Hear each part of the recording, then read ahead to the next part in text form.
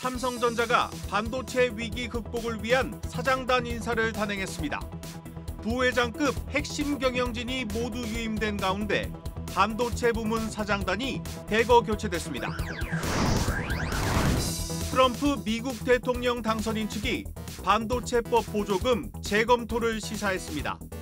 아직 보조금을 받지 못한 삼성전자와 SK하이닉스가 긴장하고 있습니다.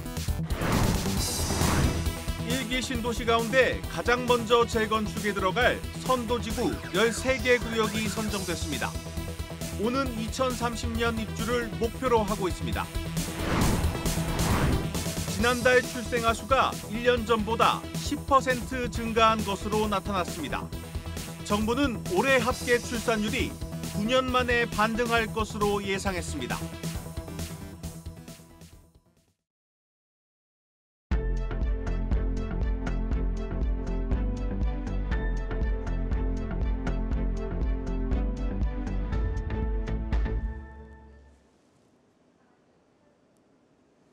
뉴스 플러스 시작합니다. 삼성전자가 반도체 사장단을 전격 교체했습니다. 위기에 빠진 반도체 부활을 위해 메모리 사업부를 대표이사 직할 체제로 강화했습니다. 이 반도체 구원 투수로 등판한 전영현 부회장이 삼성반도체에 전권을 쥐게 됐습니다.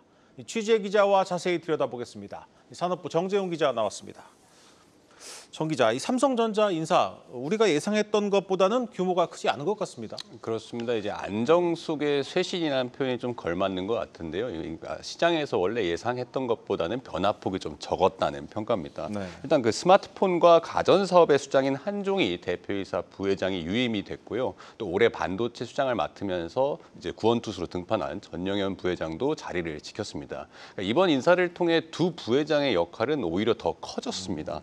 DX 부문장과 생활가전 사업부장을 맡았던 한 부회장이 이제 신설된 품질혁신위원회의 위원장을 겸직합니다. 또 전 부회장은 기존 이정배 사장이 맡고 있던 메모리 사업부를 직접 지휘를 하면서 세이트, 그러니까 옛날에 삼성종합기술원 원장직도 맡습니다. 네. 그러니까 전 부회장이 대표이사로도 내정이 되면서 이제 한종희, 전영현 이렇게 두 대표이사의 투톱 체제가 복원이 됐습니다. 또 이제 노조 파업 과정에서 노조원들에게 가장 큰 비판 대상에 올랐었던 정현호 사업지원TF 부회장도 자리를 지켰습니다. 결과적으로 최고 의사 결정권자들이 모두 유임이 되면서 조직의 큰 틀 자체는 유지를 시켰다는 평가입니다. 삼성전자가 처한 위기의 심각성에 비해서는 인사의 규모나 폭이 다소 밋밋했다 이런 반응도 나오고 있습니다. 그래도 이 반도체 사장단은 변화가 컸죠? 그렇습니다. 이제 전영현 부회장 밑으로 원래 이제 세 가지의 사업이 있잖아요. 이정배 메모리 사업부장, 그리고 최시영 파운드리 사업부장, 그리고 박용인 시스템 LSI 사업부장 이렇게 세 명의 사장단이 자리를 하고 있었는데 결과적으로 박용인 사장 외에 이정배 사장과 최시영 사장은 경질이 됐습니다. 네. 전영현 부회장이 메모리 사업부장을 겸직하면서 HBM을 비롯해서 이제 차세대 메모리 사업을 직접 이끌게 됐고요. 여기 이제 새로 파운드리 사업부장에는 미주 반도체 사업을 총괄하던 한진만 부사장이 사장으로 승진을 하면서 선임이 됐습니다. 그렇다면 이번 인사도 이 성과주의에 기반한 이른바 신상필벌 인사로 볼 수 있는 건가요? 그렇습니다. 이제 사실은 HBM뿐만 아니라 일반 D램에서도 최근에 SK하이닉스가 원시 나노미터 D램을 삼성보다 앞서서 첫 개발하는 등 일반 메모리 제품에서도 삼성이 경쟁력에서 뒤처진다는 평가가 좀 있었잖아요. 네. 그러니까 메모리 사업부의 대표이사 직할 체제로 편제가 되면서 가장 비중 있게 메모리 사업이 추진이 될 것으로 보입니다. 결국엔 메모리 초격차 경쟁력 보원이 이 삼성전자의 전사의 첫 번째 목표라는 뜻입니다. 네. 파운드리는 올해 적자만 한 3조 원 이상이 날아갈 것으로 보이는데 당연히 사령탑 교체가 예상이 됐습니다. 따라서 반도체 미주 총괄을 담당한 한진만 사장에게 맡긴 것은 이제 파운드리 내실을 다지겠다는 의미로 풀이가 됩니다. 또 이제 초미세 공정에서 3나노 최초 양산에도 불구하고 빅테크 수주가 거의 없었다는 비판이 많았잖아요. 때문에 북미 네트워크가 가능한 한진만 사장을 통해서 고객사를 먼저 확보하는 게 우선이라고 판단을 하는 겁니다. 그러면서 이제 기술력 진보 기준을 유지하기 위해서 파운드리 산하의 최고 기술 책임자 CTO 보직을 신설해서 반도체 제조 기술을 담당한 남서구 사장을 자리에 앉혔습니다. 오늘도 이 트럼프 대통령 당선인 측이 반도체법 보조금 재검토를 시사하면서 시장이 들썩였는데 이 반도체를 둘러싼 불확실성이 갈수록 커지고 있습니다.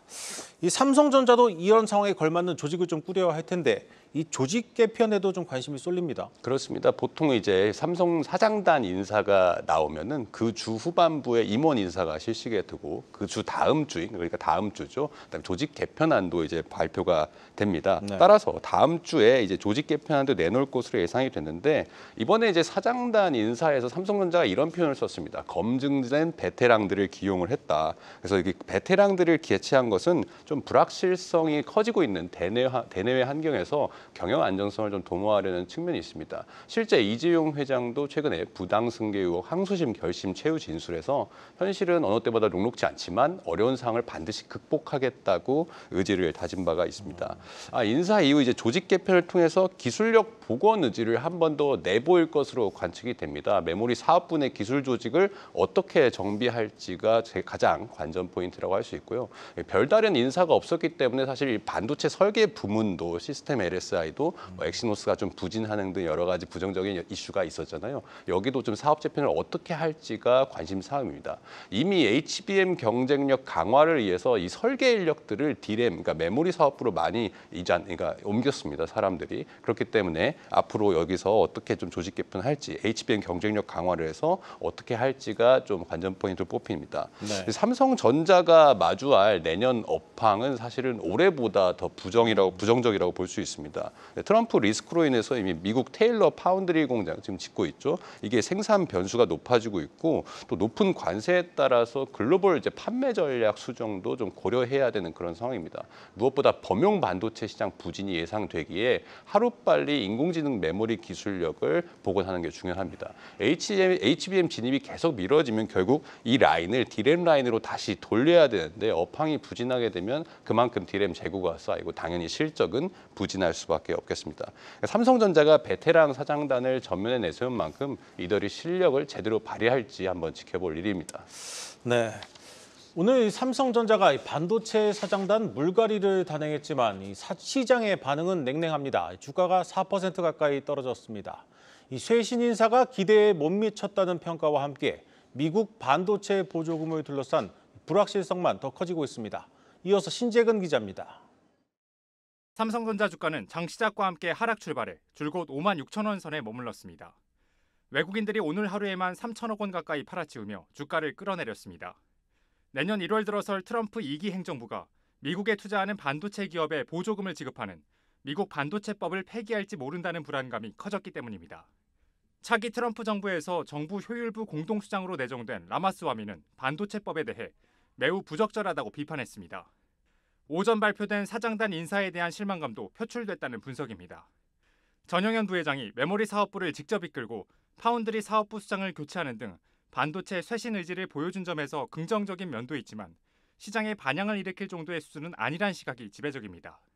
시장이 변화를 기대한 삼성그룹의 컨트롤타워인 사업지원 태스크포스는 기존 정현호 부회장과 함께 새로 박학규 사장이 이끌게 됐는데 신선함을 안겨줄 만한 인사는 아니란 평가가 나옵니다.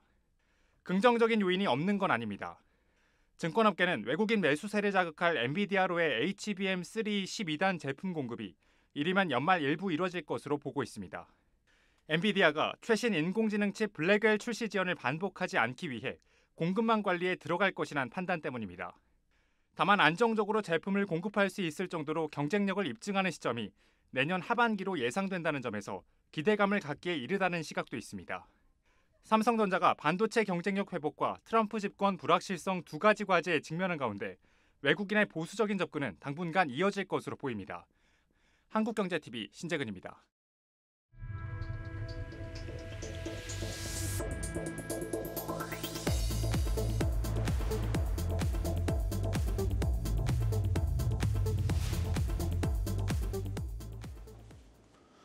정부도 반도체 살리기 총력전에 나섰습니다. 이 송전선 같은 반도체 공장 기반 시설에 대한 기업들의 부담을 줄이고 세제 혜택도 늘리기로 했습니다. 전민정 기자입니다. 향후 6개월이 우리 산업의 운명을 가르는 골든타임입니다. 기존에 활용해온 정책 수단을 뛰어넘어 가용한 모든 수단을 총동원하여 전폭적으로 지원하겠습니다. 정부가 2년여 만에 산업경쟁력 관계장관회의를 열고 K반도체 산업에 대한 재정, 세제, 금융, 인프라를 아우르는 패키지 지원책을 내놨습니다. 중국의 거센 추격에 트럼프 미국 대통령 당선인 측이 바이든 행정부의 보조금 정책을 재검토하겠다는 입장을 밝히는 등 반도체 업계의 불확실성이 커지자 직접적 지원을 강화한 겁니다. 우선 재정 지원과 관련해선 용인, 평택 반도체 클러스터 송전선로 지중화 작업 비용의 절반 이상을 정부가 직접 부담하기로 했습니다. 세제 혜택도 더 늘립니다. 반도체 산업은 조세특례법상 국가전략기술로 지정돼 현재 대중견기업은 15%, 중소기업은 25%의 투자세액 공제를 적용받고 있는데 국회와 논의해 이를 더 확대하기로 했습니다. 마침 어제 국회에서 K칩스법의 일부를 앞두고 여야가 반도체 통합투자세액 공제를 5%포인트 더 높이는 안에 잠정 합의하면서 실질적인 세제 지원이 이루어질 것으로 기대됩니다. 여기에 사업화를 위한 시설만 인정됐던 국가전략기술 투자세액 공제 대상에 R&D 시설을 포함시키는 방안도 추진합니다. 내년에 소재 부품 장비, 팹리스, 제조 등 반도체 전반에 정책 금융도 14조 원 규모로 공급합니다. 하지만 여전히 반도체 업계가 바라는 건 보조금 지원, 세금 부담을 덜어주는 우회적인 지원 방식만으로는 혜택을 체감하기 어렵다는 목소리가 큽니다. 특히 업계의 수건 과제로 반도체 특별법의 핵심인 R&D 인력의 주 52시간 근무 예외 조항이 야당의 반대에 부딪히며 국회 본회의 처리가 무산된 것도 위기감을 키우고 있습니다. 다른 나라들은 연구개발할 때 시간 제약 없이 일합니다. 세계 시장에 나가서 정말 물건을 잘 팔려면 기술 개발을 빨리 생산하고 해야 되는데 그런 차원에서 한번 검토를 해주세요. 미국의 반도체 보조금 재검토 소식에 오늘 삼성전자와 SK하이닉스는 4% 안팎으로 급락한 상황. 반도체 패권 다툼이 국가 대항전으로 확전되고 있는 가운데 우리나라가 기술 속도전에서 점점 더 밀리는 것 아니냐는 우려만 커지고 있습니다. 한국경제TV 전민정입니다. 1기 신도시 가운데 먼저 재건축에 들어갈 선도지구 13개 구역 3만 6천 호가 선정됐습니다. 오는 2030년 입주를 목표로 하고 있는데 이 사업이 예정대로 잘 추진될지 우려의 시선도 적지 않습니다. 방서우 기자입니다. 정부가 발표한 1기 신도시 정비사업 선도지구에는 유력 후보로 거론된 단지들이 대부분 포함됐습니다. 샛별마을 동성, 양지마을 금호, 시범단지 우성 등에서 약 11,000가구가 지정된 분당의 물량이 가장 많았습니다.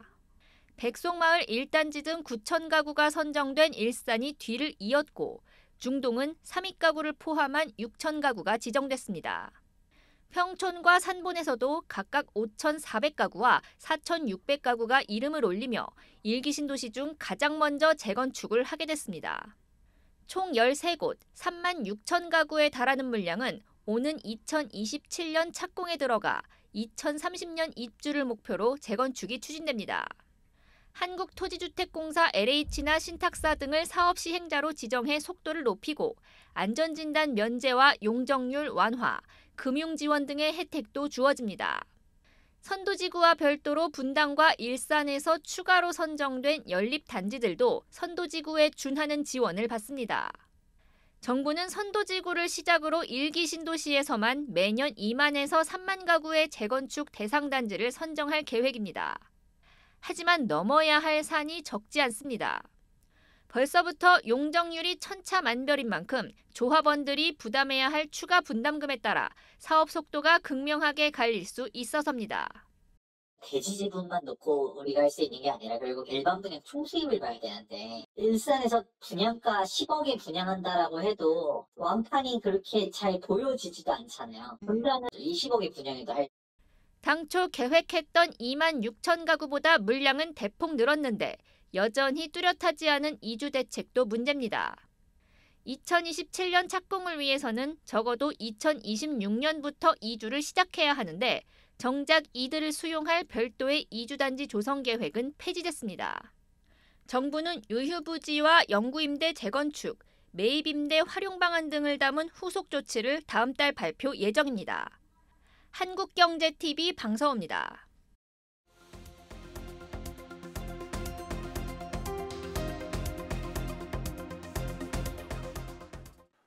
전 세계 꼴찌로 주저앉던 우리나라의 출산율이 바닥을 찍은 걸까요? 드디어 뒤집기 시도에 나선 연간 합계 출산율, 성공하면 9년 만입니다.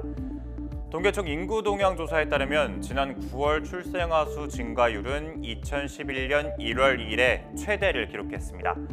지난 7월부터 3개월 연속 증가를 이어가면서 3분기 전체로 놓고 봐도 12년 만에 가장 큰 상승폭입니다. 올 초부터 지난 9월까지 합계 출산율 0.74명으로 기존 정부 예상보다 높습니다. 이대로라면 2015년 이후 9년 만에 플러스 전환이 가능하다는 뜻입니다. 먼저 첫째를 낳기까지의 평균 결혼 기간으로 역산해 따져보면요. 2022년 전으로 늘어난 혼인 건수가 기대를 키웁니다. 최근 통계로 살펴봐도 3분기 연속 증가를 이어간 상황이어서 장기 전망 역시 밝습니다.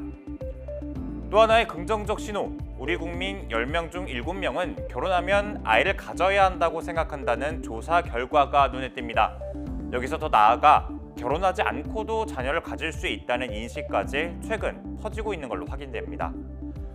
다만 정부는 아직 갈 길이 멀다며 신중한 입장입니다. 혼인 건수가 예상보다 빨리 늘면서 출산율이 덩달아 오른 만큼 반짝 상승에 그칠 가능성도 충분합니다. 실제로 우리나라 출산율 여전히 전 세계 꼴찌 수준이죠. OECD 회원국 중 유일하게 1명이 안 되는 데다 전체 회원국 평균의 절반에도 못 미칩니다. 한 국가가 지금의 인구를 유지하려면 단순 계산으로도 합계 출산율이 2명은 넘어야 하죠. 여야 정치권은 물론 사회 전반이 인구 문제를 핵심 과제로 꼽는 상황에서 내년 인구부 출범을 통해 본격 반등으로 이어갈 수 있을지 관심이 커집니다. 지금까지 세종 스튜디오였습니다.